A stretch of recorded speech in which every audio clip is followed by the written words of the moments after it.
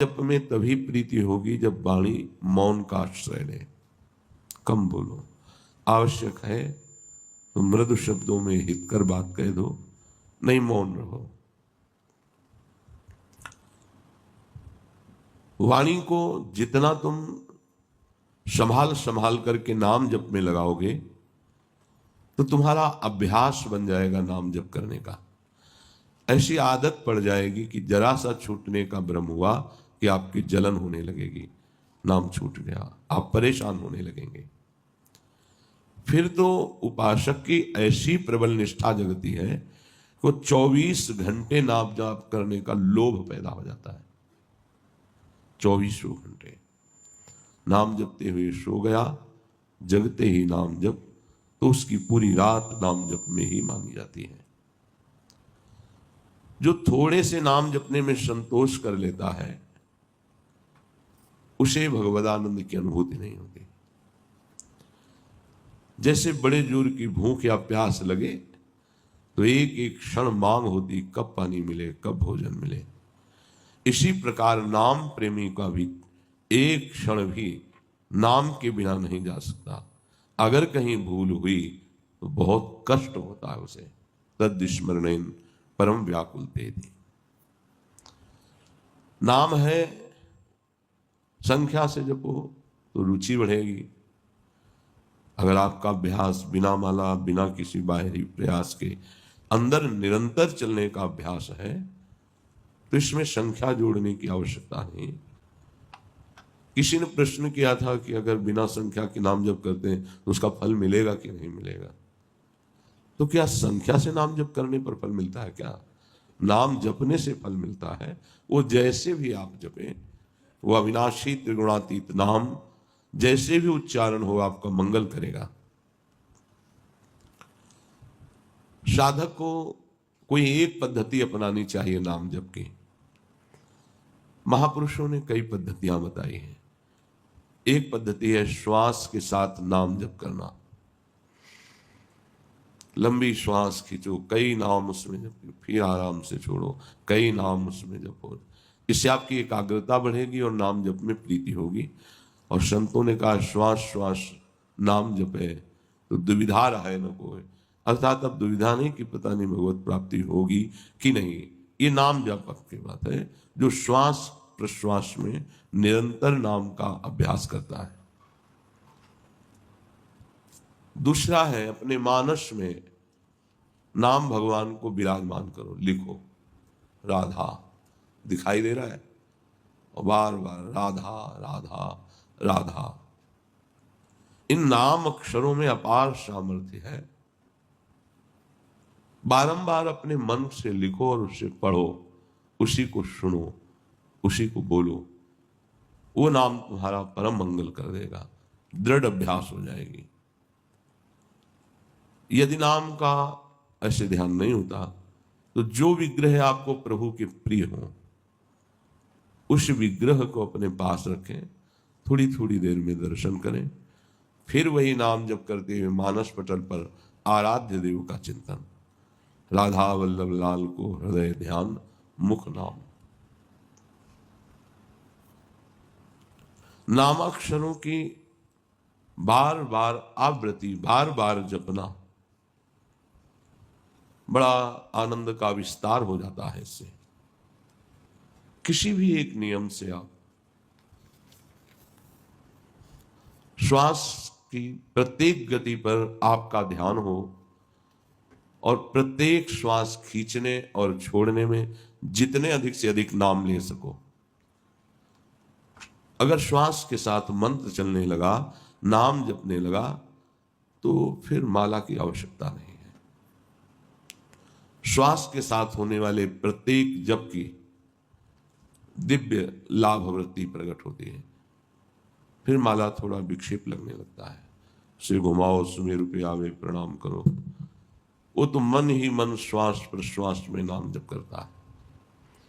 सदगुरुदेव भगवान की कृपा से बचपन में ही शिक्षा मिली थी, वह एक रट लग गई थी। अब निरंतर नाम हमें चलाना है। मन न लगता तो कीर्तन करते नाम का, शांत हो जाता फिर नाम जप करते। दो चार मालाएं की तो उससे मन थोड़ी लग जाएगा प्रभु में। अच्छा है ना करने से अच्छा है, पर आपकी मना स्थिति फिर नामाकार नहीं होगी। श्वास का जप मन का लगना जरूरी होता है, नहीं हो ही नहीं सकता। जब आप नाम जप करते हुए श्वास खींचते हैं फिर छोड़ते हैं तो मन के भागने का समय नहीं रहता, क्योंकि प्राण, मन और ब्रह्मचर्य तीनों का तारतम्य है। जो साधारण उपासक है, जिसकी अभी मनो गति में प्रवेश नहीं हुआ है, वो जिह्वा से जरूर नाम उच्चारण करे। ना बाहर उच्चारण करे तो उपांशु में उच्चारण करे। ओठ हिले पर आवाज बाहर नहीं है। जब अभ्यास हो जाएगा तो यही उपांश मानसिक में बदल जाएगा। श्वास का भजन मन के बिना नहीं हो सकता।